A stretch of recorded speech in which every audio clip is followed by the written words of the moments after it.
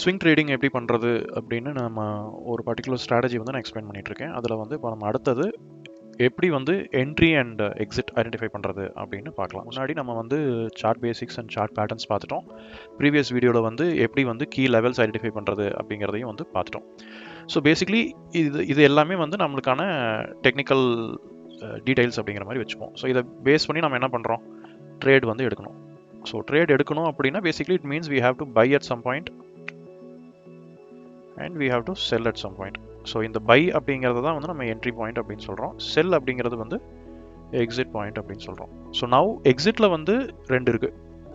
ஒன்று லைக் ப்ராஃபிட்டில் பண்ணுறோம் அப்படின்னா தென் இட்ஸ் அ டார்கெட். இதே வந்து லாஸில் பண்ணுறோம் அப்படின்னா we call it stop loss. So target point, stop loss point. ஓகேங்களா? ஸோ இதை வந்து நம்ம டைரெக்டாக எக்ஸாம்பிள்ஸோட நான் எக்ஸ்பிளைன் பண்ணுறேன் எப்படி வந்து பண்ணலாம் அப்படின்ட்டு.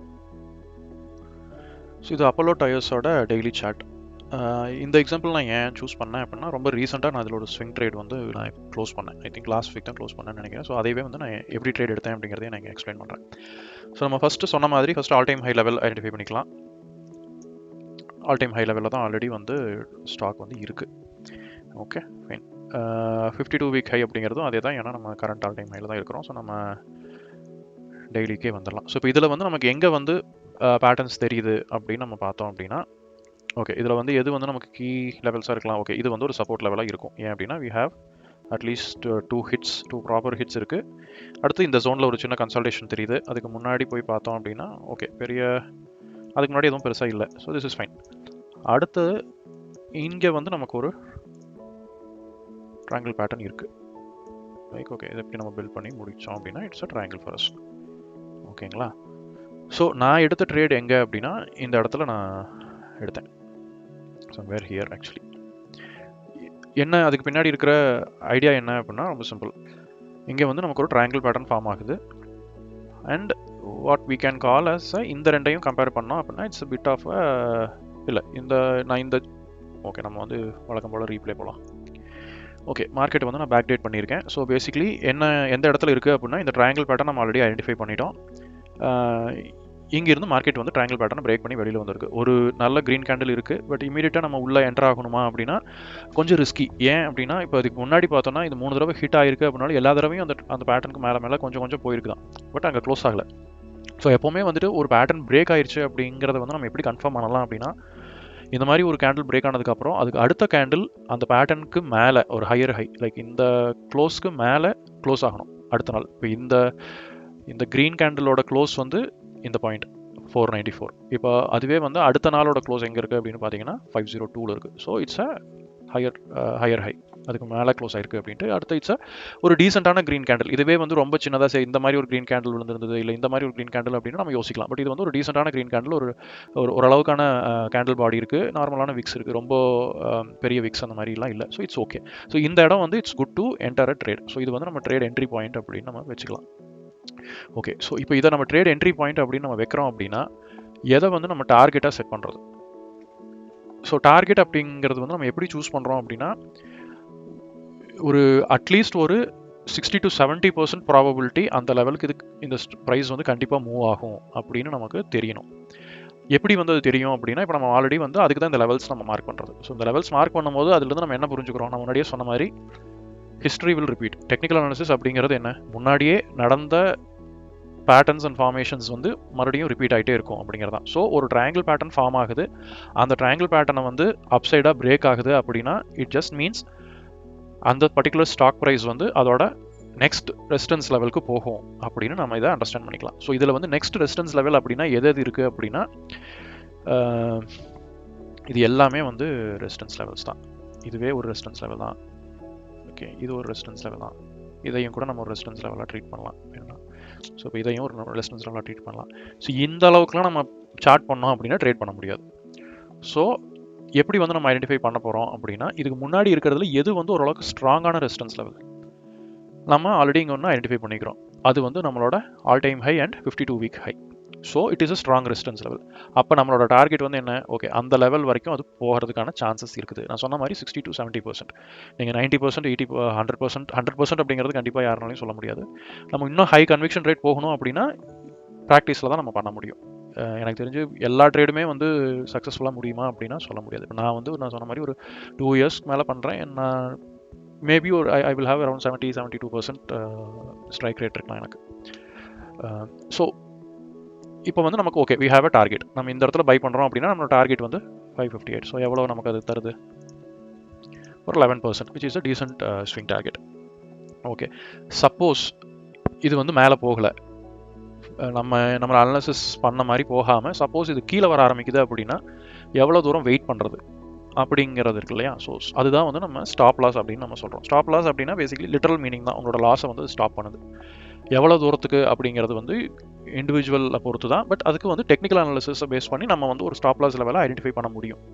இப்போ நம்ம டார்கெட்டுக்கு நம்ம என்ன ரேஷனல் சொன்னோம், இந்த லெவலை பிரேக் பண்ணிருச்சு, அடுத்த ரெசிஸ்டன்ஸ்க்கு போகும், ஏன்னா அது மேலே போகுது. இதுவே கீழே வந்தது அப்படின்னா எங்கே போகும்னா அடுத்த சப்போர்ட்டுக்கு போகும். ஸோ இதுக்கு கீழே எங்கெங்கே சப்போர்ட் இருக்குது அப்படின்னு பார்த்தோம்னா அதோட ரீசன்ட் ஸ்விங் எது? இதுதான் அதோட ரீசன்ட் ஸ்விங். இதுதான் அதோட ரீசன்ட் ஸ்விங். ஸோ இதுதான் அதோட ஃபஸ்ட்டு சப்போர்ட் பாயிண்ட். நான் சொன்ன மாதிரி நான் வந்து விக்கை வந்து யூஸ் பண்ண மாட்டேன். So I will use the candle. இதை வந்து நம்ம ஒரு ஸ்டாப் லாஸ் பாயிண்ட்டாக கன்சிடர் பண்ணலாம். இப்போ இதை வந்து நம்ம முடிவு பண்ணி ட்ரேட்குள்ளே போகலாமா அப்படின்னா இதுக்குள்ளே நீங்கள் இன்னும் ஒன்று சின்னதாக ட்ரை பண்ணலாம். என்ன அப்படின்னா நீங்கள் வந்து ரிஸ்க் ரிவார்டு என்ன அப்படிங்கிறத பார்க்கலாம். ஸோ இப்போ நம்ம ப்ராஃபிட்டில் போனோம் அப்படின்னா நமக்கு 11% ப்ராஃபிட் வெயிட் பண்ணுறோம், வரும் அப்படின்னு எக்ஸ்பெக்ட் பண்ணுறோம். இதே லாஸில் போச்சு அப்படின்னா 5% லாஸ் வரும் அப்படின்னு எக்ஸ்பெக்ட் பண்ணுறோம். ஸோ உங்களோட ரிஸ்க் ரிவார்டு எவ்வளோ? 2. பேசிக்லி 5% லாஸ்க்கு நீங்கள் 10%க்கு மேலே ப்ராஃபிட் பார்க்குறீங்க. 2% ரிஸ்க் ரிவார்டு வந்து ரொம்ப நல்ல ரிஸ்க் ரிவார்டு ரேஷியோ. 1.5 அப்படிங்கிறது சேஃப். ஸோ அப்படின்னா நான் இன்னும் கொஞ்சம் சேஃபாக ப்ளே பண்ணணும் அப்படின்னு நான் நினைக்கிறேன்னா என்ன பண்ணலாம் அப்படின்னா என்னோட ஸ்டாப் லாஸை இன்னும் கொஞ்சம் டீப்பாக கொண்டு போகணும். அதாவது இன்னும் பெரிய லாஸை நான் எடுத்துக்கிறதுக்கு ரெடி ஆகிறேன் அப்படின்னு அர்த்தம். அப்படின்னா என்ன ஆகுது அப்படின்னா நம்மளோட நெக்ஸ்ட் சப்போர்ட் எங்கே இருக்குது? இதுதான் நெக்ஸ்ட் ஐடியல் சப்போர்ட். ஏன்னா நம்ம ஆல்ரெடி நம்மளே சார்ட் பண்ண மாதிரி இந்த 450 லெவல்ஸ். ஸோ அப்போ வந்து ரிஸ்க் ரிவார்டு என்ன ஆகுதுன்னா 1 ஆயிடுது. ஸோ ஆல்மோஸ்ட் 10% லாஸ்க்கு 10% டார்கெட் அப்படின்னு வைக்கிறோம். இது வந்து ரிஸ்கி ட்ரேட். இது வந்து நம்ம சேஃபாக ப்ளே பண்ணுறது ஆகாது. நம்ம 1.5ன்னு வைக்கணும்னா எங்கே வைக்கணும்னா கிட்டத்தட்ட இங்கே வைக்கணும். பட் இந்த இடத்துல வைக்கிறதுக்கு நமக்கு சப்போர்ட் லெவலே இல்லை.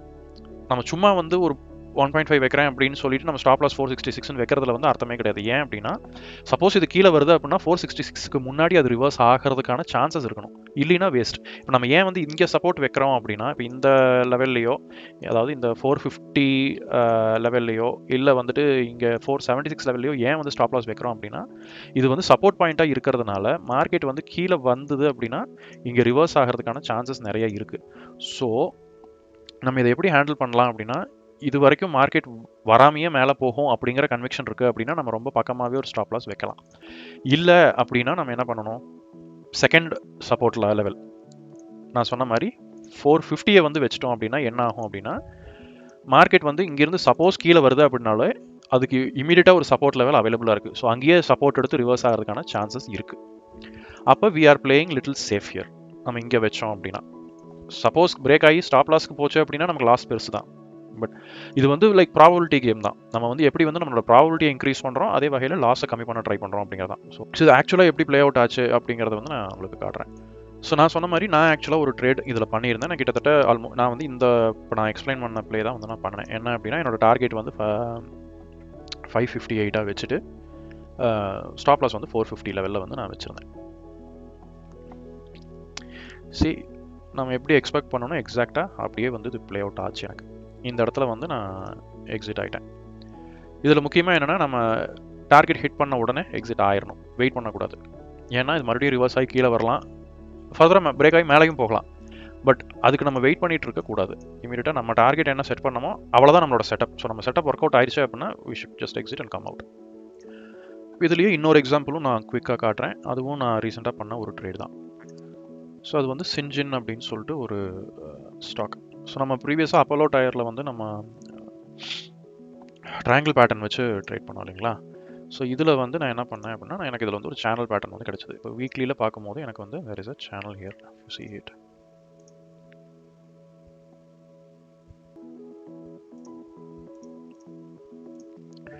ஸோ இப்போ இதை டெய்லிக்கு நம்ம மாற்றி பார்த்தோம் அப்படின்னா இன்னும் கொஞ்சம் இந்த சேனல் கிளியராகவே தெரியும். ஸோ இந்த இடத்துல நமக்கு ஒரு சேனல் இருக்குது. நான் வந்து எங்கே வந்து ட்ரேட் எடுத்திருந்தேன் அப்படின்னா இந்த சேனல் பிரேக் ஆகிற இடத்துல வந்து நான் ட்ரேட் எடுத்திருந்தேன்.